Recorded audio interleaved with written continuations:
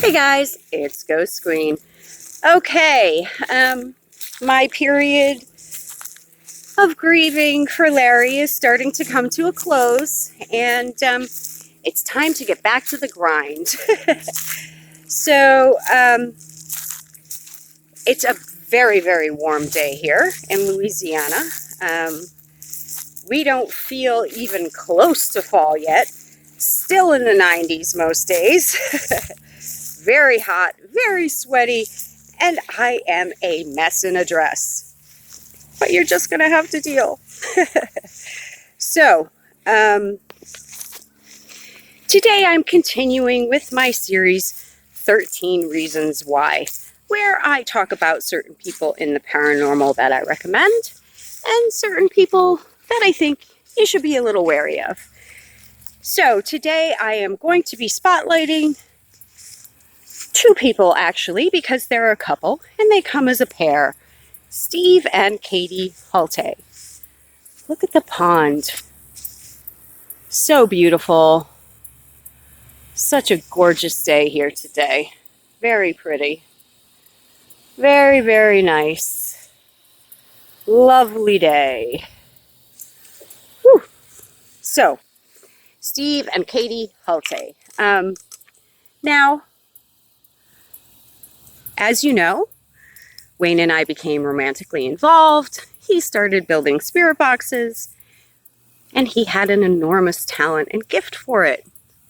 It's just, he has a knack for it. He's very gifted. He's a very gifted engineer and builder. And, of course, no one was more impressed than me when he started building dark stars, and I heard them, and I was like, these are the best spirit boxes I've ever heard. I'm a spirit box girl. You're onto something. These are fantastic. These are going to sell. They're awesome. So, yeah, I was very proud of him. And of course, Wayne being my boyfriend, my partner, you know, we plan on spending the rest of our lives together. I'm protective of him. I'm protective of the people I love. So, I already knew Steve Hultays. I had engaged with him privately before I ever even got involved with Wayne. There was a point where he was selling a 587 that had been modified in some way, which I thought sounded kind of cool. And I made him an offer of like, I think $100 to purchase this from him because he said he was considering selling it. He told me that wasn't nearly high enough, and that was all I could afford at the time, so I didn't purchase it.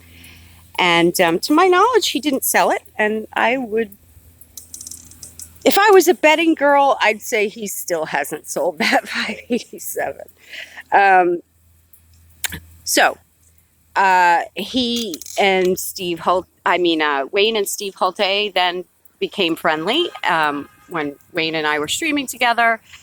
And, I think Wayne was sort of interested in getting to know Steve because he had known Frank Sumption when Frank was alive.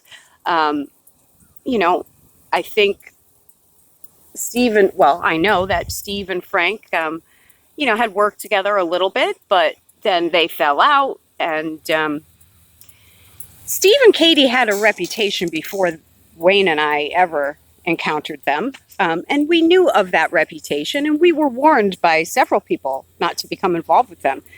But Wayne and I don't operate that way. We like to get to know people ourselves and base our opinions on those people by our own interactions with them. So we were friendly to both of them. Wayne was very friendly to Steve.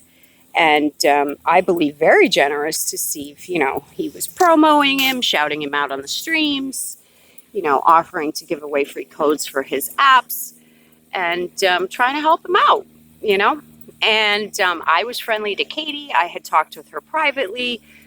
She'd sent me photographs of her ill in a hospital bed, and I'm not sure why, and begged me. She wasn't sick at the time, I don't believe. I think these were older photos, so I'm not sure. I don't know. I don't remember the whole story, but she was very like, oh, please don't show these to anyone. And I told her I wouldn't, and I didn't, and I still wouldn't. That's not my style. I don't do things like that. So, but, you know, basically it kind of seemed like Steve was a little arrogant. He wasn't really being too chatty about building with Wayne.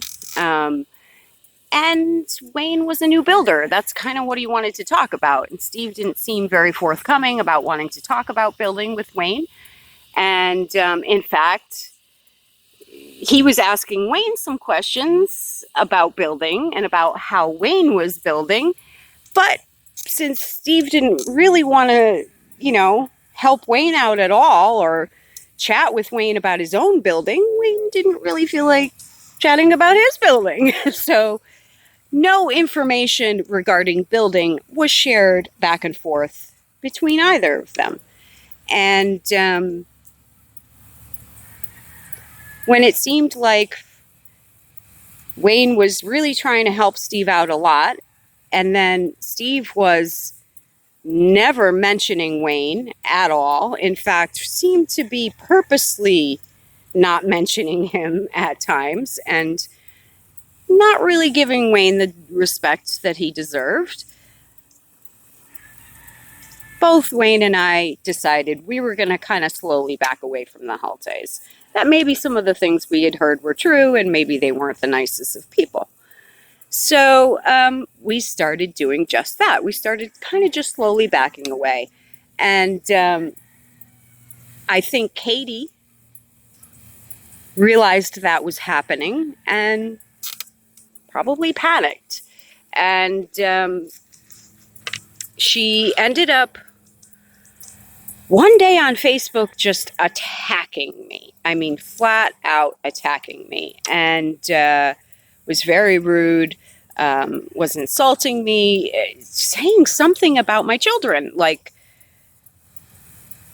I don't know, she was feeling resentful that I'm lucky enough to have 4 children and she's not able to have children. I mean, it was so left field. It had nothing to do with the paranormal, nothing to do with building, and I was just floored. So that, of course, turned me right off, and I was like, Wayne, I think we made the right decision. We really need to keep away from this couple. So at that point, we blocked them, and it only got worse from there. You know, they ended up making a video about us, you know, making fun of us, and I guess it was supposed to be like a jokey video, but it wasn't really very nice. It certainly didn't feel very good. And of course, they didn't even have the balls to say, yes, we made this video about you, making fun of you. They tried to act like it was some old video making fun of someone else. You know, if you're going to be an asshole, at least have the balls to just be an asshole. Yeah. So I don't have a lot of respect for the Hultays. However, my heart's not made of stone. And when I saw Steve Hultay had gone into the hospital and was having heart surgery, and they had started a GoFundMe, and they raised quite a lot of money, over $10,000, I think like $13,000 or some pretty high figure, to help with their medical bills. I would assume, since Steve Hultay is a car salesman, that he has an insurance program through work that would cover his medical bills. But I don't know the details of their personal life. I could be wrong. I do know that they have a lot of equipment that Steve is hoarding, a lot of Frank's boxes and other equipment, but it seems like they could have maybe sold some of that if they were desperate for money, but they chose to raise money with a GoFundMe account. So that kind of turned me off as well. Nonetheless, I still offered to help them with money, and I offered to purchase a Frank's box and asked Steve if he was interested in selling one. And once again, he came back with a price that was just, I mean, I think he said he wouldn't consider anything under 10 grand for Frank's box. And I was just, once again, really turned off. Like, you know, that was me kind of extending an olive branch and trying to be nice at a time when they were having some trouble. And rather than be decent or even respectful or cordial in any way, you know, he was flippant. And then Katie attacked me again when I'm just trying to be nice and extend an olive branch. And yeah, if I put my hand out with money in it to you and you bite my hand, I guarantee you that won't be happening again. You know, like George W. said, you know, fool me once. Oh, I can't remember the rest of it. So, yeah, I'm not a big fan of the Hultays. It was Riley, actually, that outed Katie on a live stream that she had a drinking problem. However, she's still friends with him. So, you know, you'll find a lot of these people that I've had problems with all tend to be, you know, they run in the same circle. And I have a lot of friends. A lot of friends. I don't have problems making friends. I don't have problems keeping friends. I have friends all over the world, and I have friends that I've been friends with for over, you know, 30 years, 40 years. I have lots of friends.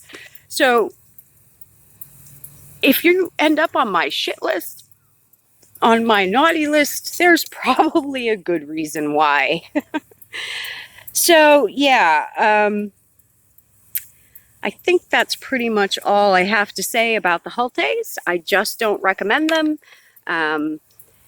I believe Steve Hultay did just come out with another box that he's trying to sell. A new build. I didn't look into it all that deeply. I heard it for about, I don't know, 5 seconds, and that was really all I needed to hear. Sounded like shit. Didn't impress me. So, yeah.